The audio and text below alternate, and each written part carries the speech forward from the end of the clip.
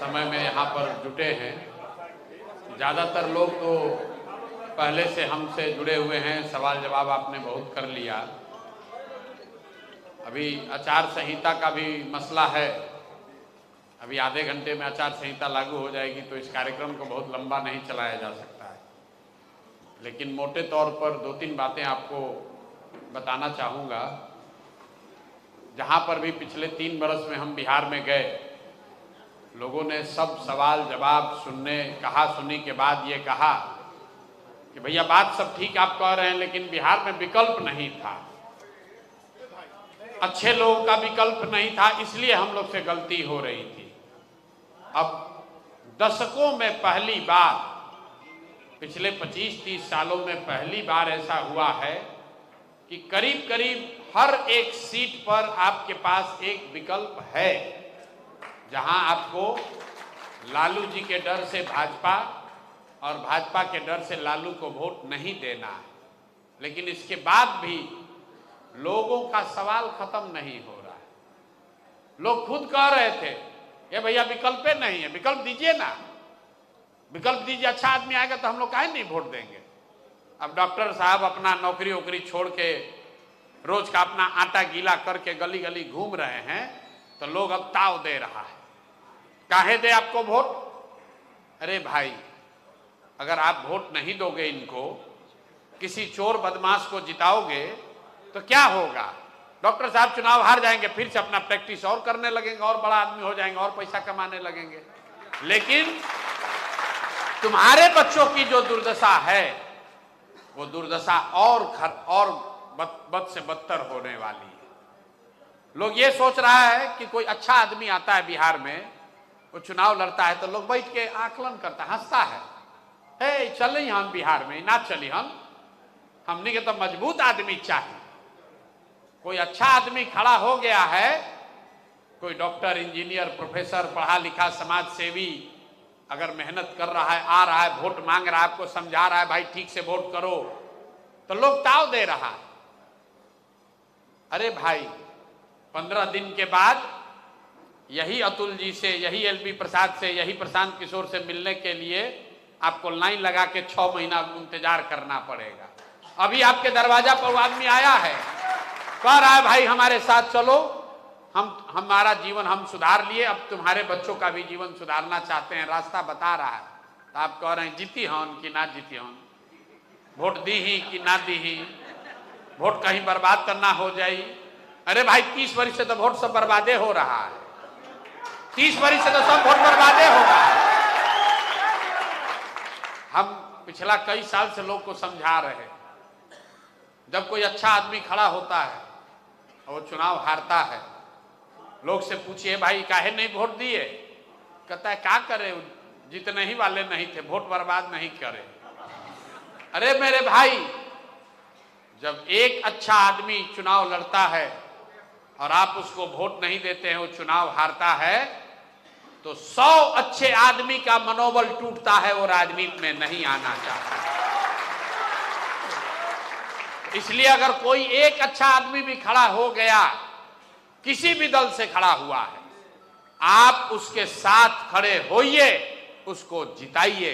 अगर जनसुराज से भी गलत आदमी खड़ा है, उसको भी हराइए। हर हालत में अच्छा आदमी जीतना चाहिए। आपका और आपके बच्चों का दशा तब सुधरेगा जब अच्छे लोग जीतेंगे। भाजपा और जनसुराज, मोदी और प्रशांत किशोर के जीतने से आपका जीवन नहीं सुधरने वाला है। चोर बदमाश को, बालू माफिया को वोट देके जिताइएगा तो किसी पार्टी में रहे, वो चोरी नहीं बंद करेगा, वो गलती काम करना नहीं बंद करेगा। इसलिए मेरे भाई हाथ जोड़कर कह रहे हैं, ये 15 दिन में आपके पास भगवान का भेजा हुआ एक अवसर आया है। देख लीजिए, जांच लीजिए, परख लीजिए, अच्छा लगे तो जो व्यक्ति अच्छा है उसको पूरे दम से वोट दीजिए। दूसरा दे रहा है कि नहीं दे रहा है, आप अपना संकल्प लीजिए कि हम गलती नहीं करेंगे, हम अच्छा आदमी को वोट देंगे, हम अपने परिवार से अच्छा आदमी को वोट दिलवाएंगे। दूसरा दे या ना दे। ये देखिए, मुस्लिम साथी लोग हैं, अभी डॉक्टर साहब आ रहे थे, रास्ता में हमको 2 मिनट में बताए कि मुस्लिम लोग अभी एकदम सोच में पड़ा हुआ है, देना है कि नहीं देना है। मुसलमानों की यहाँ दुर्दशा जो है, हम कैमरे पर पिछले 3 बरस से कह रहे हैं, दलितों के बाद सबसे ज्यादा गरीब, बदहाल, फटेहाल अगर कोई है तो मुसलमान है। वो क्यों है? क्योंकि अब चुनाव आया, जब उनको अपनी ताकत का एहसास कराने का समय आया तो बन गए बंधुआ मजदूर। भाजपा का डर दिखाया और इनसे वोट लेके चला जाएगा। इनको अपने बच्चों की चिंता नहीं होगी, इनको अपने पढ़ाई की चिंता नहीं होगी, अपने लोगों के रोजगार की चिंता नहीं होगी। इसीलिए जन सुराज में हम कह रहे हैं कि मेरे भाई, दूसरे दल वाले मुसलमानों को कह रहे हैं कि भाजपा से डरो और हमको वोट दे दो, हम आएंगे तो तुम्हारी रक्षा करेंगे। जन सुराज कह रहा है कि अल्लाह से डरो और हक के साथ खड़ा हो रहो, सही के साथ खड़ा रहो, तादाद की चिंता मत करो। तादाद का चिंता करोगे, भाजपा से डरोगे तो जीवन में कभी भला नहीं होगा। यहाँ पर बहुत लोग बैठा है, सब भाजपा का वोटर, बहुत लोग भाजपा का वोटर बैठा है, ज्यादातर भाजपा का मोदी भक्त लोग ही है, हम जानते हैं। सब यहाँ मोतिहारी में भाजपा भक्त है। तो मोदी जी सहरसा में, मधुबनी में आए, कहे कि अब सहरसा से एक नया वंदे भारत ट्रेन चलेगा, नई वंदे भारत ट्रेन चलेगी सहरसा से, ताकि बिहार के श्रमिक परिवार के बच्चे आराम से गुजरात और महाराष्ट्र जा सके। जरा 1 मिनट को भाजपा के भक्त लोग, मोदी जी के भक्त लोग जरा 1 मिनट के लिए ठहरिए और सोचिए मोदी जी क्या कह रहे हैं। मोदी जी ये कह रहे हैं कि तुम्हारे बच्चे, बिहार के बच्चे जीवन भर मजदूर रहेंगे, वो ट्रेन पर चढ़कर गुजरात और महाराष्ट्र में मजदूरी करने जाएंगे। गुजरात का आदमी रहेगा फैक्ट्री का मालिक और बिहार का बच्चा बनेगा फैक्ट्री में मजदूर। और आप कह रहे हैं, और अपनी हमारी आपकी दुर्दशा देखिए, लोग कह रहा है मोदी जी, ये देखिए मीडिया वाला लोग है, लिखेगा मोदी की नई सौगात, 2 नया वंदे भारत ट्रेन। अब देख लीजिए मोदी का सौगात का दशा। अभी छठ आया है, अब पिछला 4 दिन से एक ही खबर चल रही है, किस रेलवे स्टेशन पर कितने बिहार के बच्चे धक्का खा रहे हैं। कोई ट्रेन पर चढ़ नहीं पा रहा है, कोई चढ़ रहा है तो लैट्रिन में बैठ रहा है। आपके बच्चे, इसी बिहार के लड़के, इसी बिहार के लड़के छठ के महापर्व में घर आने के लिए पैसा अपना देकर, उनको इतनी भी सुविधा नहीं है कि वो बस ट्रेन से आदमी की तरह बैठकर वापस आ सके। और वही लोग जब यहाँ बिहार में आएगा और सब मोदी मोदी करके वोट देगा, तो मेरे भाई अगर ऐसा गलती करोगे तो गुजरात का आदमी 1 लाख करोड़ के बुलेट ट्रेन पर चलेगा और आपके हमारे बच्चों के लिए पैसेंजर भी नसीब नहीं होगा। इसके लिए मोदी दोषी नहीं है, इसके लिए दोषी आप और हम हैं। इसी मोतिहारी में 2014 में मोदी जी ने आकर भाषण दिया था, हम ही ने भाषण लिखा भी था, हम ही लिखे थे, यही भाषण दिलवाया गया था। इसी चीनी मिल के बना हुआ चीनी से चाय पिएंगे तबे वोट मांगने आएंगे। अब जितना आदमी यहाँ मोतिहारी का बैठा है, आपको मालूम है कि फैक्ट्री तो चालू नहीं हुआ, जमीन का टुकड़ा टुकड़ा करके बेचा है। और खरीदने वाले लोग कौन हैं? कौन है भाई? कौन लोग हैं? रात के अंधेरे में मजदूरों का पेमेंट करने के नाम पर जमीन का सौदा हो गया। लेकिन जो जमीन खरीदा बेचा उसका कोई दोष नहीं, दोष उसका है, मोतिहारी के वोटर का है। क्योंकि एक बार तो प्रशांत किशोर का गलती था, हमने मोदी जी से कहा, कई लोग कहता भी है कि आप ही ना कहलवाए थे, आप ही बुर्बक बनवाए थे। तो भैया 14 में तो हम बुर्बक बनवाए, लेकिन 14 के बाद 5 बार चुनाव हो गया, मोदी जी बार बार आए, फैक्ट्री की बात भूल गए, अब मोतिहारी को मुंबई बनाने का भी सपना बेच दिया। अब फिर आप लोग जाकर वोट दे दीजिएगा, अब फिर कहिएगा कि हम लोग का तो फैक्ट्री चालू नहीं हो रहा है। मेरे भाई, अगर फैक्ट्री चालू करानी है तो एक बार फैक्ट्री के लिए वोट दीजिए, अगर पढ़ाई कराना है तो पढ़ाई के लिए वोट दीजिए, रोजगार चाहिए तो रोजगार के लिए वोट दीजिए। यही आग्रह करने आए हैं। LB प्रसाद, अतुल कुमार, प्रशांत किशोर का जीवन अपने माँ बाप की कृपा से, माँ बाप के आशीर्वाद से, भगवान के कृपा से बना हुआ है। हमको कह रहा है प्रशांत किशोर को इस बार पता चल जाएगा। हमको क्या पता चलेगा? क्या पता चलेगा? अगर नहीं जीतेंगे तो क्या पता चलेगा? 100-200 करोड़ का कमाई बढ़ जाएगा। हैं 3 बरस से यहाँ पर धक्का खा रहे हैं, हड्डी गला रहे हैं, तो आदमी कह रहा है कि अब प्रशांत किशोर को अब पता चलेगा।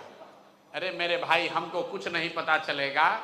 हम लोग वो लोग हैं जो जीवन में 20,000 रुपया महीना कमाने का सोच लेकर शुरू किए थे। माता पिता के आशीर्वाद से, ऊपर वाले के कृपा से जीवन में कुछ हासिल कर लिए हैं। सोचते हैं कि इस मिट्टी का कर्ज है, अब ये हमारा देने का समय है, यहां से लेने का समय नहीं है। एलबी प्रसाद और अतुल कुमार विधायक बनकर उनका जीवन सुधरने वाला नहीं है। विधायक को जितनी सुविधा होगी उससे ज्यादा सुविधा में ये लोग जी रहे हैं, लेकिन जन सुराज ने इनको समझाया है, हाथ पकड़कर खींच कर लाए हैं कि चलिए, आपका और आपके बच्चों का जीवन तो सुधर गया, बिहार के लाखों बच्चों का जीवन नहीं सुधरा है, कंधा लगाइए। अब आपकी हमारी जिम्मेवारी है कि इन लोगों का हौसला टूटे नहीं, इनको जिताकर भेजिए, तभी ये भ्रष्टाचार और कमीशन खोरी खत्म होगा।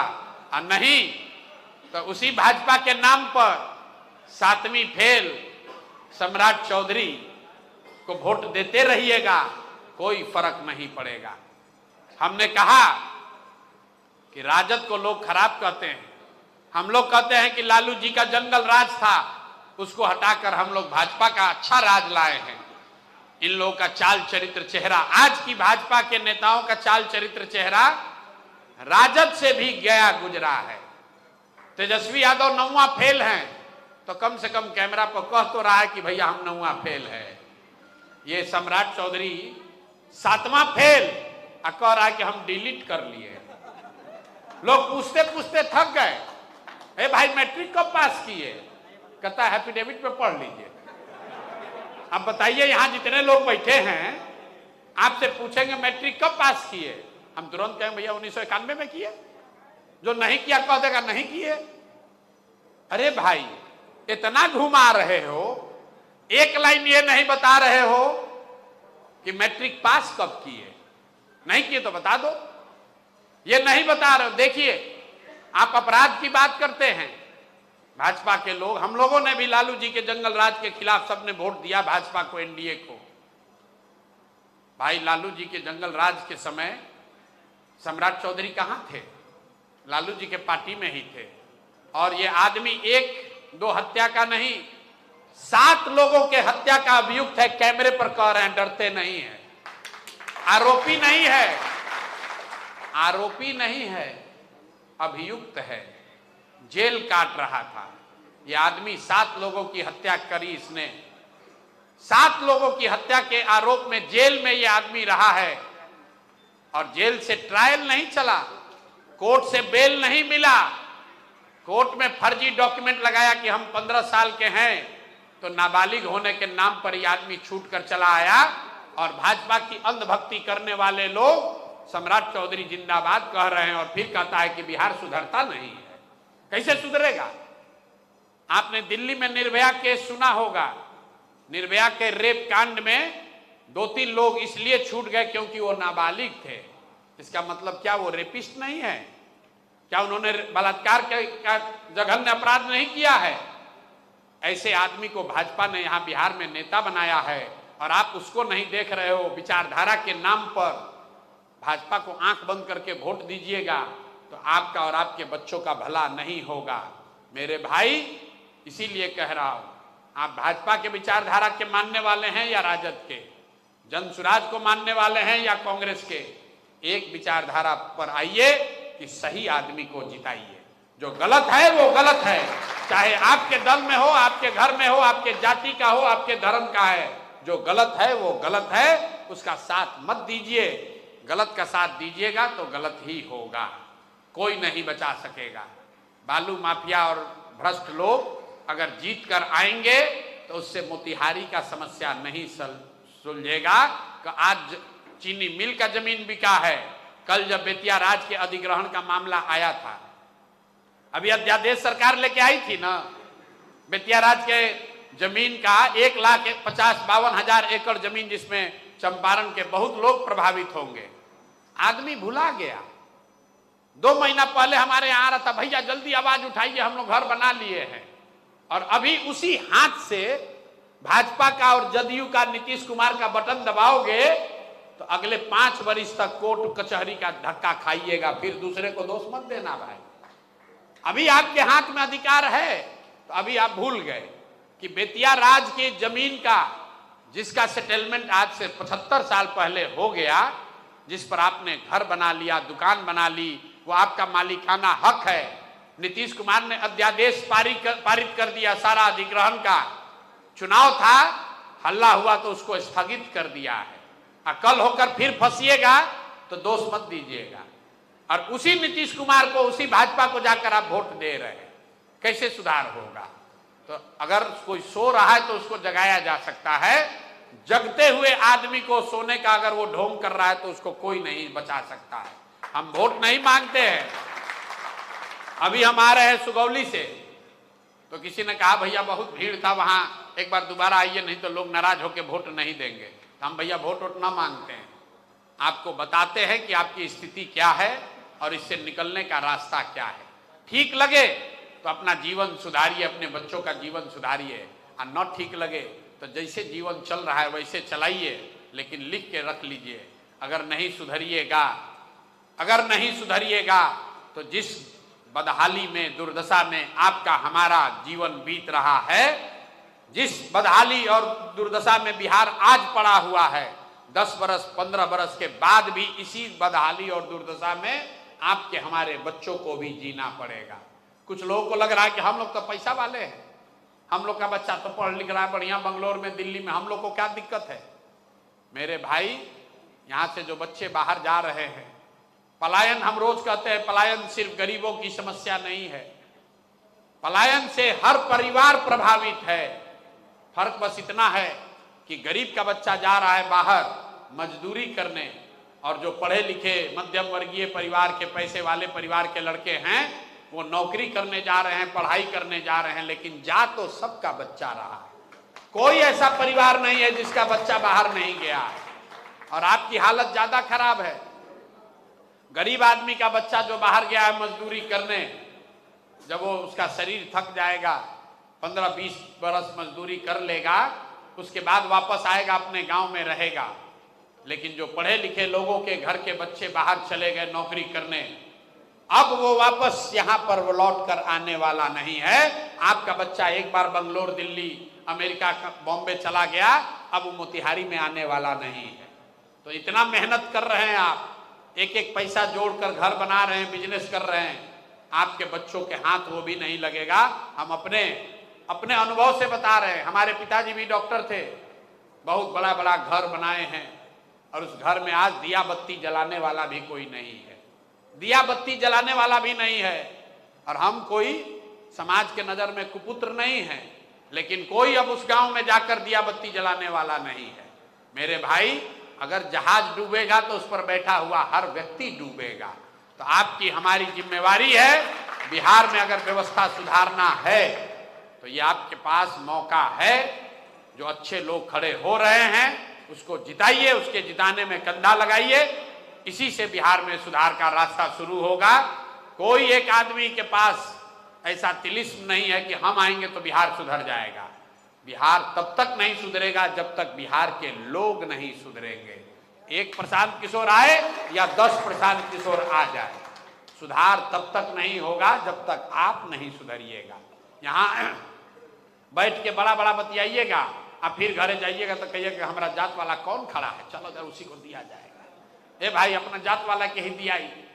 वो आदमी चोर है, बदमाश है, आपका लूटा है, चीनी मिल का जमीन कब्जा किया है, लेकिन अपने जात वाला है तो उसी का जाके बटन दबाइएगा और फिर बड़ा बड़ा ज्ञान दीजिएगा, तो न सुधार होगा भाई। अगर सुधार चाहिए तो आपको खुद सुधरना होगा। अपना वोट ठीक से दीजिए, अपने परिवार वालों का वोट ठीक से दिलाइए। और जितनी ताकत है, अगर एक प्रशांत किशोर 1 लाख, 2 लाख, 5 लाख आदमी को समझा सकते हैं, तो आप लोग तो इतने लोग बैठे हैं, कम से कम एक विधानसभा का जिम्मेवारी लीजिए। ये आश्वस्त कीजिए अतुल जी को कि सर आप अपना सब कुछ छोड़कर आए हैं तो हम लोग की जिम्मेवारी है कि आपको आगे बढ़कर जिताएंगे। जीत कर आइएगा तो कम से कम ये चोरी तो नहीं न करेंगे, आपसे राशन कार्ड में 2000 रुपया तो नहीं न लेंगे, और लेंगे अगर लिया गलती किए तो इनको नरकों में जगह नहीं मिलेगा। कम से कम मौका तो दीजिए, इनको मौका दीजिए। ये लोग कुछ देने आए हैं। मेरे 3 साल के प्रयास से कुछ लोग समझ के उनको समझा बुझा कर लाया गया है। इस अवसर को जाने मत दीजिए। अगर आप इस बार इनका साथ नहीं देंगे तो फिर आगे कोई भी अच्छे आदमी का राजनीति में आकर चुनाव लड़ने का हिम्मत नहीं पड़ेगा। आप सबसे फिर से आग्रह कर रहा हूं, पूरी ताकत से 10 दिन 12 दिन अपने जीवन का निकालिए और हर हालत में इन सज्जनों को जिताइए। ये जीत कर आएंगे तो उसी से आगे का सुधार का रास्ता प्रशस्त होगा। आप सब यहाँ आए हैं, आपका बहुत बहुत धन्यवाद, शुक्रिया।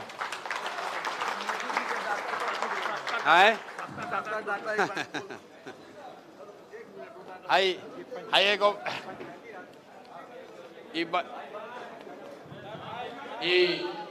कहतान कि आज एगो हम बयान देले बानी, मोदी जी आज आके कहला हवन कि हम बिहार में सस्ता डेटा देता नहीं। तो उनका के हम जवाब देले बानी कि भाई हमनी के सस्ता डेटा ना चाहिए, हमनी के अपन बेटन खातिर रोजगार चाहिए, हमनी के डेटा ना चाहिए। डेटा नहीं चाहिए, बेटा चाहिए वापस। गुजरात से वापस बेटे, बिहार के बेटे आकर बिहार में नौकरी मजदूरी करें, रोजगार करें, वो चाहिए हम लोग को। सस्ता डेटा नहीं चाहिए।